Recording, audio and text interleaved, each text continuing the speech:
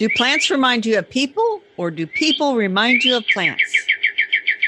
Welcome to the Garden Angelist, where we talk about flowers, veggies, and all the best dirt. I'm Dee Nash from Guthrie, Oklahoma, where I garden on 7.5 acres out in the country. And I'm Carol Michael from Indianapolis, Indiana. I have a suburban garden measured in square feet. It's about a third of an acre. We call ourselves Garden Angelists because we are evangelists for gardening. We love gardening and we want you to love it too. Yes, we do. And we aren't afraid to spill the beans and tell all of our gardening secrets, the good, the bad, even the ugly. But that's enough of who, what, when, where. Let's move on to this week's episode. Hello, Dee. Hello, Carol. How are you today? A little punchy. I just got back in town. So how was your garden? How is my garden? Oh, it's been a busy week. Dee, I spent most of the week inside at the GardenCom virtual conference in front of my screen, which was loads of fun, but a lot of screen time, which for most of the days it was pretty hot out, so I didn't really mind. But the good news from the garden. Yeah. I got my first three big tomatoes. I have lots of cherry tomatoes, but I need some people to send me some rain. Yeah. There hasn't been much rain come there. By the way, it rained here while I was out of town. Go figure. Don't ask me. I don't know. This year's weather is crazy. Well, I got 0.15 inches of rain, I think Friday night into Saturday. Before that, it's been less than 1/10 of an inch in any given time. I mean, just a spit is all I call it. Yeah, that's not enough. No. But you had a big week too, but not in your garden. No, I rode with my husband all the way up to Sturgis for Bike Week. And while I was gone, so I was up there for Bike Week. While I was gone, I kept getting these texts and Facebook messages and calls. And it was all about fall armyworms. And I was those are horrible things. Yeah. Well, they have invaded Oklahoma. And I was on the back of a motorcycle, so I couldn't do much research. So when I got back today, before we recorded, I interviewed a friend of mine. Her name is Julia Laughlin. She's the Oklahoma County Extension horticulture educator. And Julie, I texted her and I was like, I'm sorry to bother you on a Sunday because we're recording on Sunday. But I said, I got to talk about this on the podcast this week because everybody's freaking out. I came home and yes, there's armyworms all over my grass too. They can be a real problem, especially in a year called an armyworm complex. And my goodness. In other words, an invasion. I know what armyworms are, but I just don't think we got a bunch. I'll have to look up Indiana. I just went out and handpicked a bunch of mine just to look at them, and they're gross. It's kind of satisfying to pick them. But of course, it's not effective. So lots and lots of people have been asking me what to spray, and I don't spray things. I just don't spray unless I just have to. But if you're organic and you feel the need to spray, which I could understand why you would, because they are devastating. Although by the time they hit your yard and you really notice it, you're not going to be able to probably save the top growth of the grass. The good news is in the sun, the grass that they love, one of the grasses they love so much is Bermuda, and Bermuda has stoloniferous roots. And so it will grow back. That's right? Good. That is good news for the Bermuda grass people. It is, which is most of Oklahoma in the sun. The bad news is fescue. I asked Julia about it, and Julia said, yeah, sometimes they can eat fescue to the point where they kill it out.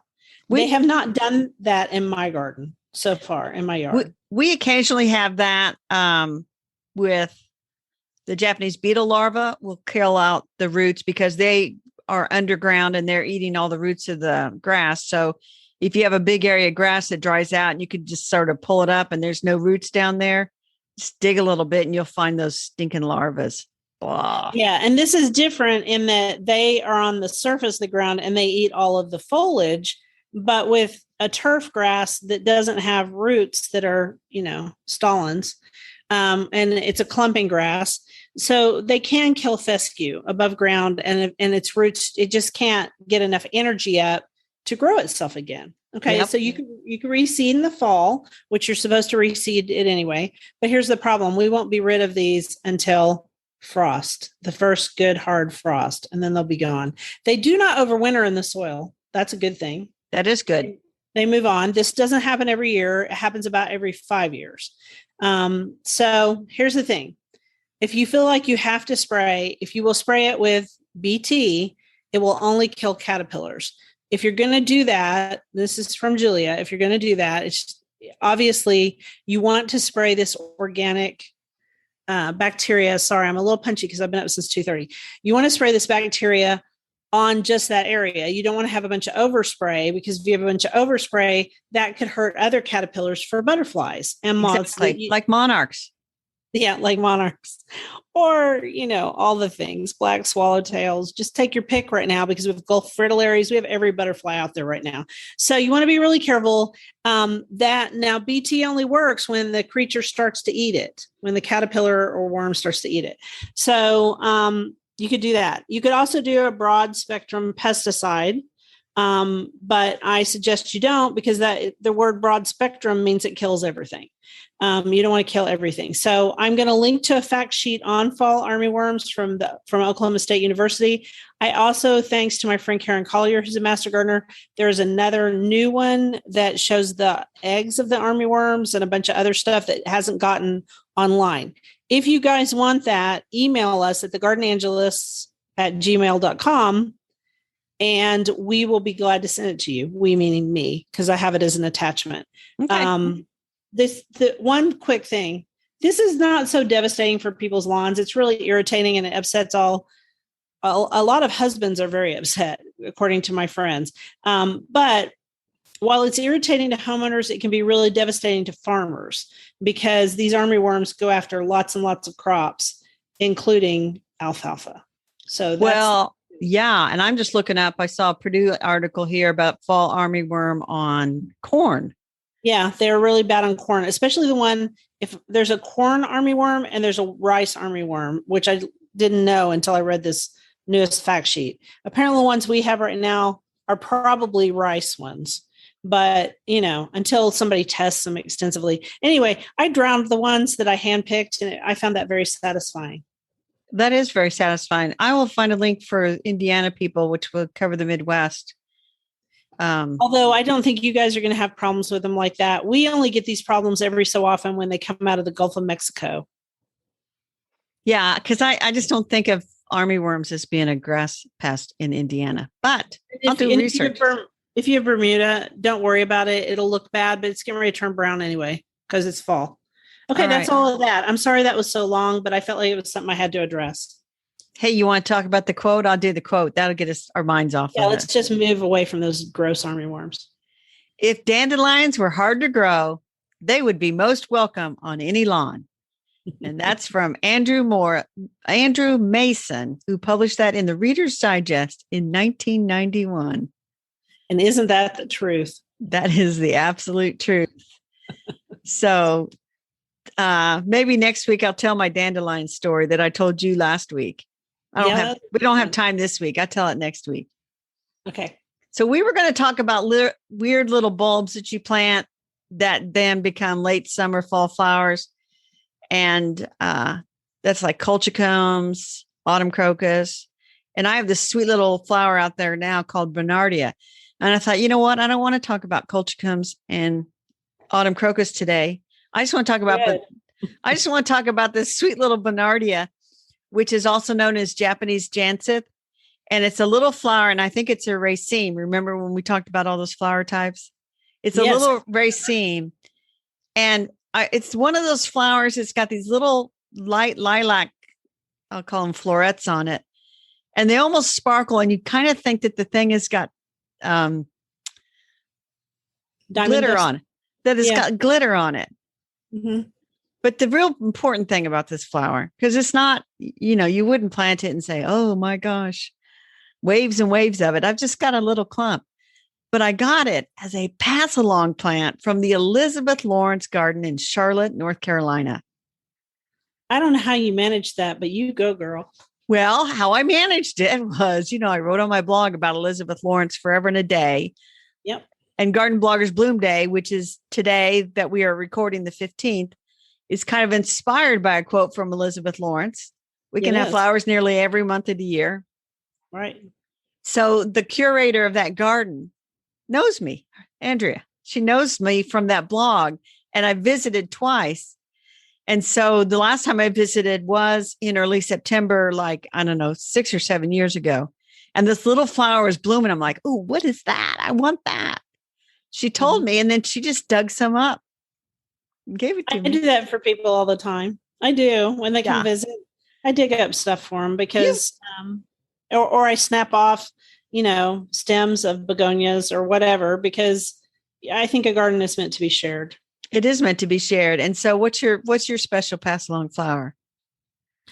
Well, I said Phlox paniculata. I have one that's pink. The purple one is the really common purple one is a thing, and it's a pass along plant. But I have one that's pink, and it was given to me by Katie Miller, who was a friend of mine. And she got it from a lady who got it from a lady in Louisiana. And so mine's pinker than the purple one. And the reason I probably thought about it, it's not a bulb. The reason I probably thought about it was because it's blooming still, and it blooms a really long time. It smells good. It attracts hummingbird moths as a classification of moths. That's a bunch of different ones. And it also attracts a lot of butterflies. So what a great plant. That is a great plant. I just thought of another pass along plant I have. What? And that's from my old neighbor who was taking care of his mom at a retirement center not far from here. Mm-hmm. And he calls me one day and he says, I've got this little allium that I've been growing in a container, and it's fall, going to dump the container on his mother's patio. Do you want the bulbs? Yes. So it was Allium millennium, which was perennial plant of the year several years ago. Mine's blooming right now. Mine is blooming right now. Anyway, so he gave me in like 2 huge clumps of these bulbs because he forms all these, keeps forming bulbs. Makes little clumps. Yeah. I split that thing out and I wrote it up along this flower bed and around this other flower bed and another flower bed, and so I have it blooming like in 5 places in my garden. So I have 4, I think. 4. And they're beautiful, long rows of them, and they make a nice border on the border of the and they're basically, because they're an allium, they're basically deer proof, which is another great quality. I've given them, love them. I've given them to my 3 sisters, and this guy, he lives in New York City most of the year, but he bought a house not far from here in the town we grew up in. And so I took him back some of his allium. Hey, I said, you remember these? I got to give them back to you. That's awesome. And there's some new ones out. There are some newer varieties than Millennium, which we weren't going to talk about Millennium, so I didn't look them up. But there's Don't look them up. Don't look them up. They're not pass-alongs. No, I'm not going to do it.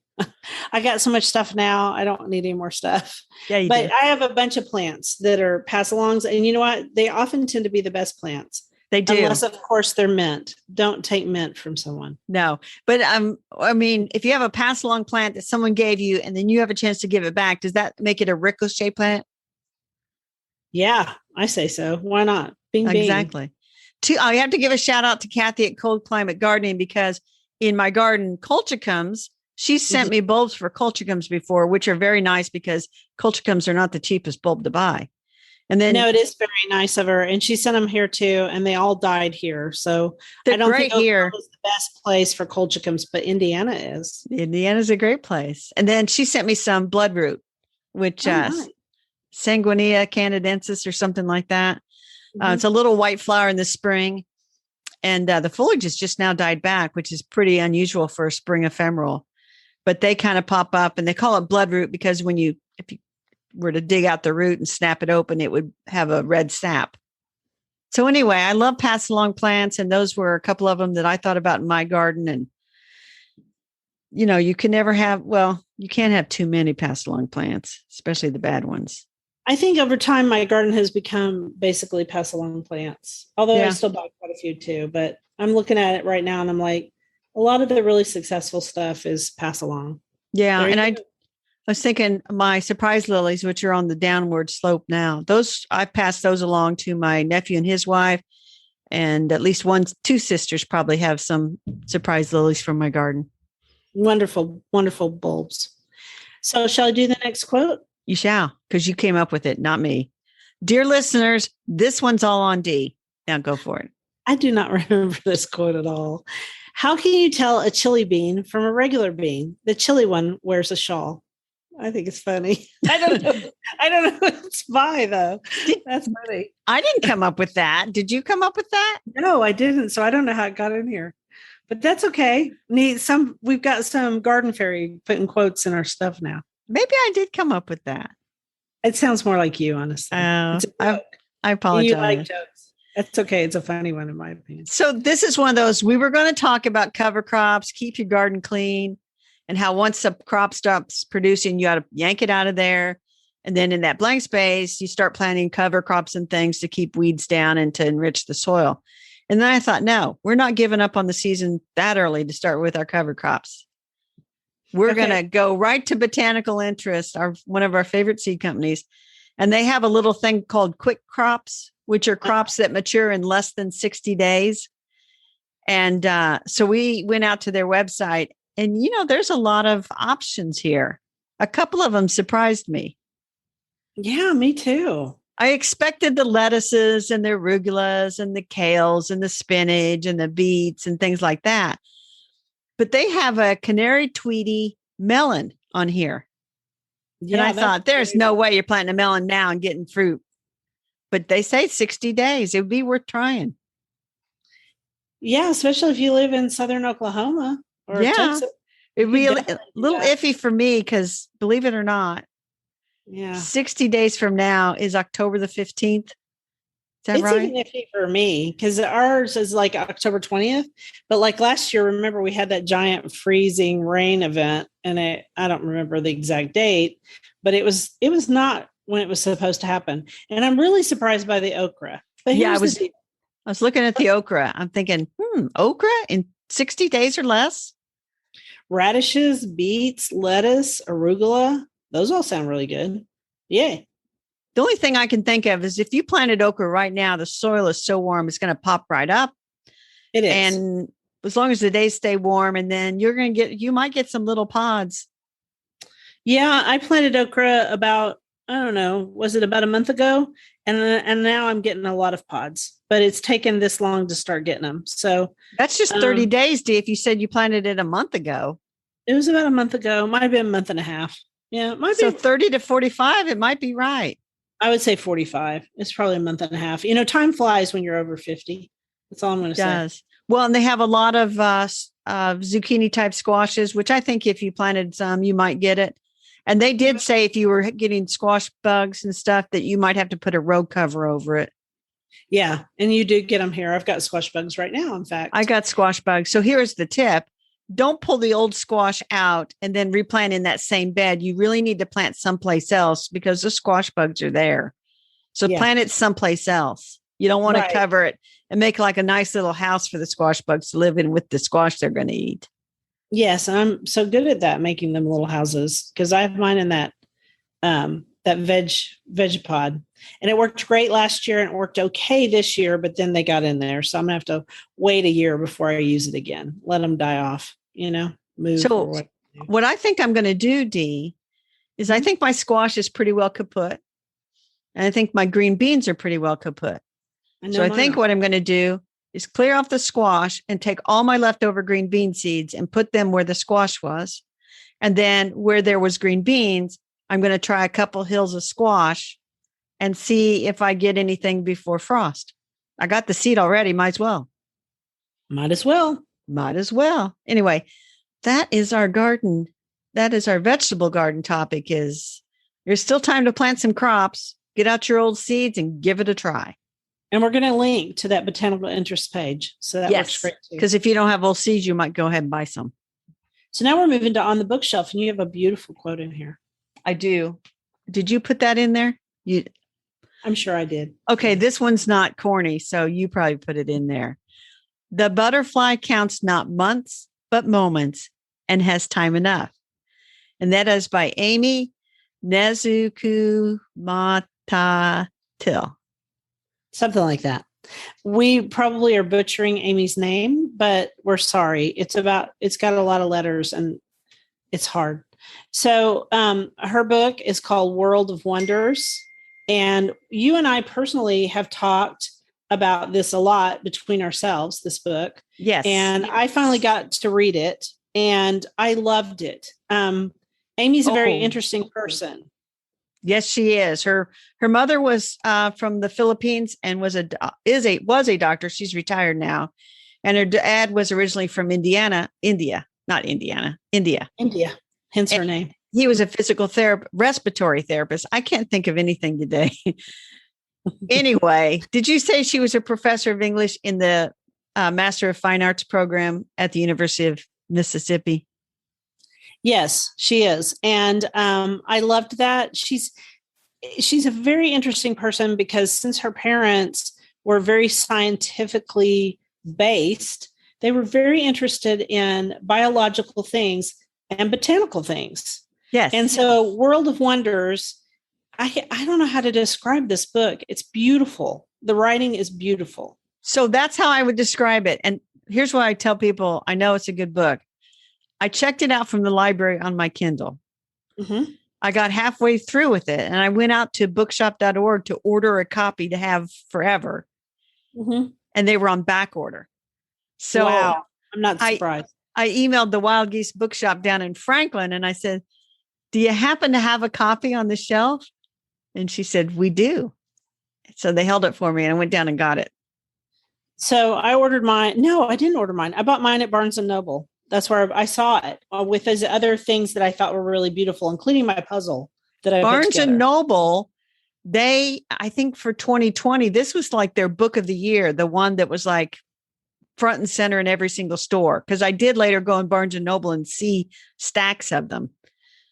Okay, so that must be, there was only one there. And I actually saw it and I said, is this that book you were talking about that time? And you said, yes. Yes. And there are drawings in it. Did Amy do the drawings too? I don't know if she did the drawings. There's some beautiful drawings. It's a book of essays is what it is.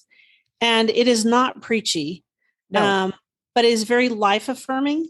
And it's and she relates things about her own life in reference to creatures that live in our world or plants. And I don't know, I'm not doing it justice, but she's a beautiful writer. Yes. And she manages to weave her own story in with it. And it's just touching. It is touching. And the illustrations were done by Fumi Mini Nakamura. So someone else did those. So here's the thing I'd say about Amy. The writing is beautiful because she is originally mostly known for her poetry. Yeah, she's a poet. So she writes like a poet. It's beautiful. And sometimes you're just looking for, I want to read something that I know is beautifully written and sort of soothing to the mind. That is this book. And you can just pick it up and read any chapter. And it's small. It's like something you can read before bed and it won't upset you. It'll be a good thing. So it's a good series of essays and it's not a huge book either. It kind of fits in with our summer read program. Right. And you can go out to YouTube and you do a search for Amy on YouTube. And there are several videos of her doing interviews about the time the book came out. And they're very, very lovely to listen to and to find out more about her and her book. So there you go. That's our book. So World of Wonders by Amy Nezukumatatil. How'd I do? Yeah. You did better. You did good. I don't know how it's pronounced. I looked everywhere for somebody who had pronounced it. Like at a TED Talk or something. I couldn't find it. All right. So do you want me to do the next quote? Yeah, you got the quote in the dirt. Go for it. If you build it, he will come. It's from the Field of Dreams movie from 1989. I know a lot of people loved that movie. I loved that movie. It had Kevin Costner in it, and it won a bunch of awards in 1989, the year I married Bill. So that would be 32 years ago. So while we were in Sturgis, we went home one evening. It was Thursday, and the Field of Dreams Major League Baseball game was on. And they made a baseball diamond in the middle of an Iowa cornfield that is only a little ways down from where the movie was actually filmed. Right. And so, but wait a minute, Dee. They didn't just put a little baseball field in there. It's huge. They put a miniature temporary stadium that seats 8,000 people. Right. And 8,000 people came. And you had to be a resident of Iowa to get a ticket. You did. Because people wanted to go from all over the world. And they said, nope, only people from Iowa, because the people of Iowa really got behind this deal. And actually, it was the idea of a lady, and I don't think I wrote down her name. You'll have to look her up. She actually died before it was able to happen, but I think she owned the property where the actual stadium was put in. And she came up with the idea, and she worked with the MLB to try to get it done. In the meantime, when they finally decided they were actually going to do it, the game they played was between the Chicago White Sox and the New York Yankees. And so I'm watching the game, and I'm loving the game. The game's a blast because everybody's wearing antique uniforms, and they turn the numbers on the scoreboard. Cool. It was just really fun. And that game was fun, period, because they hit the ball like crazy. I don't know what was going on that night, but everybody got dreams. Kept magic. The ball. It's the magic. So it was magical for sure. And so I was listening, and I heard the Fox dugout reporter, Ken Rosenthal, say, Andy and Adam, they're brothers. They're local farmers who rent the Field of Dreams site to grow the crop. And they have worked toward this day since 2019 with MLB. Well, of course, my ears perked up because now we're talking gardening, right? Exactly. We're talking crops, corn. And so right before the game happened, there was a great big huge storm, and it flattened a bunch of the corn. Oh no, because, nature. And so these two guys worked really hard, and they got 1,100 fiberglass rods, zip ties, and the two of them went around from Tuesday and then through Wednesday, and they propped up all that corn with zip ties. I thought that was the coolest story. That is, because, they knew this thing was going to be internationally shown, and you want to show your corn all flat to the ground? No, you want it to be standing tall. You do want it to be standing tall. And the two guys, that was beautiful corn. Iowa grows some gorgeous corn. Yeah, they have a lot of the perfect, they have the perfect weather normally. So I just thought that was the coolest story. That's a very cool story. I thank you for sharing it. I wouldn't have known about it otherwise. Yeah, I was texting you from our hotel. So what's your rabbit hole this week? So you went down a rabbit hole of armyworms. So I got the strangest email, and it was like, is this one of those Nigerian prince wants a bunch of money emails? And I decided it wasn't. Cool. So I got this email, and I'm going to read it to you. It says, I am Powell, professor of graphic design history at the Faculty of Fine Arts, University of Barcelona. I also do research on turn of the 19th to 20th century illustrators and pioneer graphic designers, especially the ones devoted to advertising and publishing works. Searching for some information about the British poster artist, William S. Rogers, I came to your nice website and found this post. He found a post from 2011 that I had written about a garden writer named Ida Bennett. I remember Ida Bennett. I went down a rabbit hole with her. And at the end of the post, I just said that I had this book by this William Snow Rogers, and I was afraid to open it because if it was another rabbit hole, I just didn't have time. So I had put that as an aside at the end of the post. Well, I remember this woman, and she was the great granddaughter of William Snow Rogers, who was very interested because she realized that he had written a book that she didn't know about. And so we emailed back and forth a little bit.